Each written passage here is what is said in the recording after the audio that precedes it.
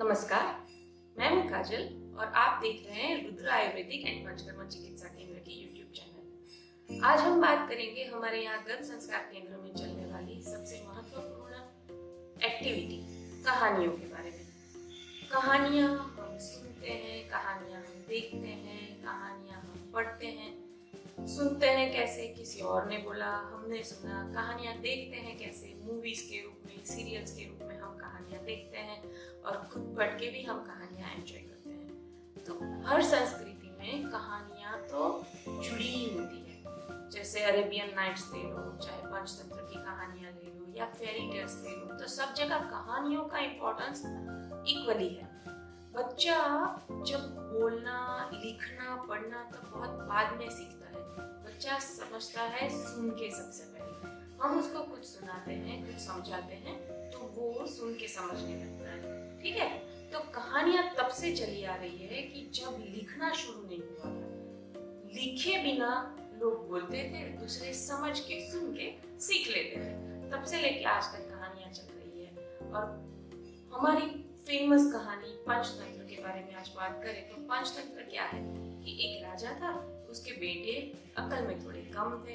राजा का बेटा पहले राजा ही बनता था, तो राजा को उसके बेटे की चिंता थी कि ये कैसे तैयार होंगे, राजा बनने के योग्य कैसे होंगे। तब किसी ने उनको विष्णुगुप्त का नाम दिया कि आचार्य विष्णुगुप्त के पास अगर बच्चे जाएंगे तो शायद कुछ हो सकता है। तो राजा ने विष्णुगुप्त के पास अपने बेटों को छोड़ा। तो आचार्य विष्णुगुप्त ने पशु और पक्षियों की कहानियों के द्वारा बच्चों को व्यवहार की समझ दी, राजधर्म भी सिखाया और राजा बनने के योग्य भी बनाया। तो वहां से चल रही है ये पंचतंत्र की कथाएं। हमने पढ़ी है महाभारत, हमने देखी है महाभारत। तो महाभारत क्या है? महाभारत भी हमें कहानी के रूप में ही सुनाई गई है और हम उसमें से क्या सीखते हैं? तो हम सीखे हैं धर्म और नीति। इसी तरह रामायण में से हमने क्या सीखा? रामायण से त्याग, प्रेम या फैमिली का इम्पोर्टेंस, ये हम सीखते हैं। कुछ कहानियां ऐसी होती है जो हमारे इमेजिनेशन को पावरफुल करती है, हमारी विजुअलाइजेशन।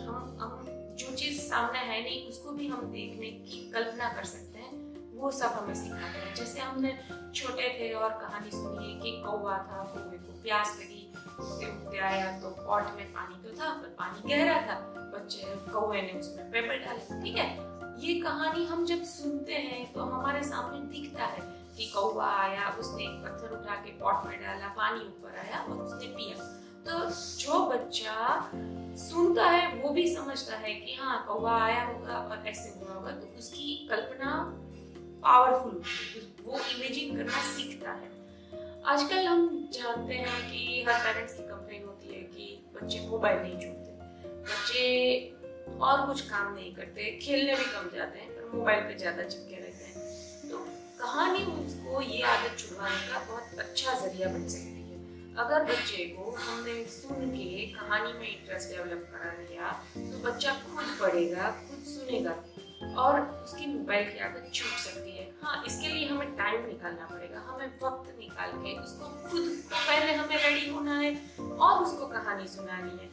पहले तो क्या था कि जॉइंट फैमिली में रहते थे तो या दादा दादी कहानियां सुनाते थे या घर में कोई बुजुर्ग है तो वो उनको कहानी सुनाते थे। तो कहानियों के माध्यम से ही बच्चे धर्म का, हमारे शास्त्रों का ज्ञान ऐसे ही उनको मिल जाता था। मोरल स्टोरी के जरिए उनको व्यवहार की समझ आती थी। पर अब वो लिंक टूट गई है, तो हम उसे फिर से शुरू कर सकते हैं थोड़ा सा वक्त निकाल के अपने बच्चों के लिए। हम उनके लिए कहानियां चुने जो अच्छी भी हो, शॉर्ट भी हो।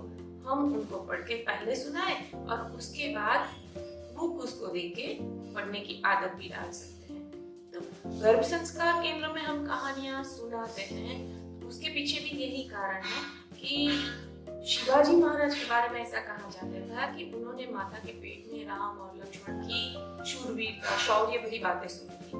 और शिवाजी महाराज हमारे सबसे ग्रेट वॉरियर में, योद्धा में उनका नाम आता है। ठीक है, तो इसका मतलब ये हुआ कि बच्चा गर्भ से ही ये सब चीजें समझता है और सीखता भी है।